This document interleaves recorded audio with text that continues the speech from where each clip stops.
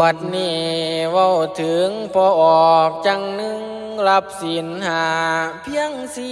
กะเศร้าไปหอดสุรามีไรบ่รับเอาบางเท่าเสียเวลา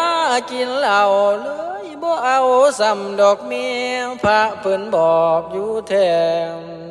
ดอกเศร้าซ้ำบ่ว่านำขันเม่นเพิ่นได้ลำมันน้ำดื่มนิสัยเสียจากว่าเป็นแนวใด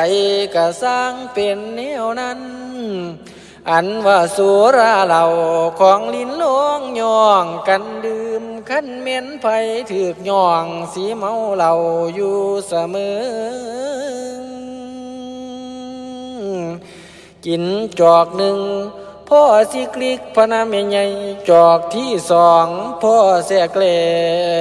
งจอกที่สามเป็นเริ่มเว้าแปลกความจอกที่สี่กะหลงพี่หลงน่วงขั้นเม่นกินจอกหาเห็นแม่ป่าว่าแม่นเมียงกินจอกหกท่าโศกปากพอเท่า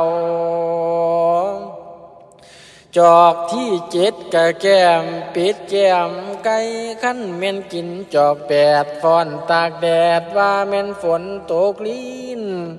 กินจอกเก่าเข้าอยู่เล่าคิดอยากขายแล้วดิยาย